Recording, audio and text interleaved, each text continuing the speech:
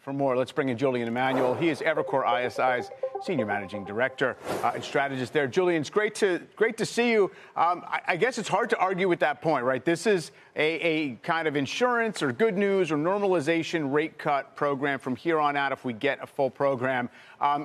To what degree is that enough at this point now that the market's up, 35% since April?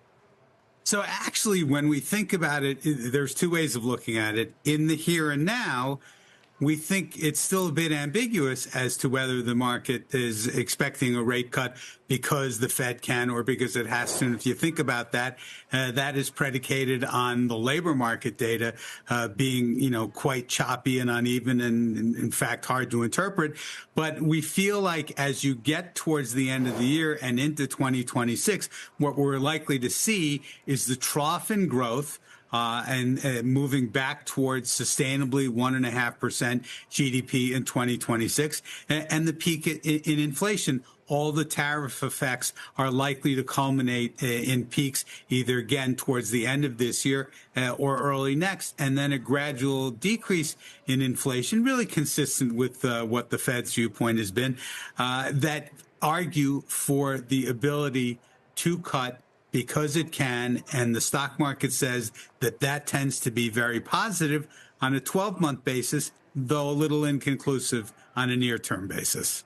Yeah, I note that you do highlight that sometimes once you get the news, and of course we've got some seasonal noise out there ahead of us. It hasn't really hurt to this point in August and September, except for some sideways action. But how do you think things are going to play out from here? Because as much as we can talk about the macro and interest rate influences, sometimes it feels as if the AI trade wants to run, that's kind of all that matters.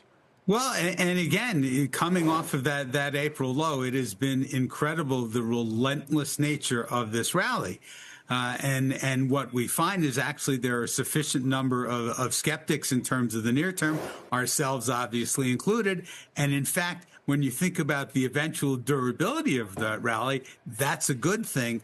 To us, if you actually got sort of a dialogue whereby the market is expecting an additional cut in October and in December, very close to 3 full cuts out to year end. If that were to be reduced coming out of tomorrow, and we don't necessarily think that it will be, but if that were to be reduced and the market ignored it and kept running higher, we would be a bit more concerned about sort of the near-term hubris of that kind of move and actually increasing the probability of a pullback into October at that point.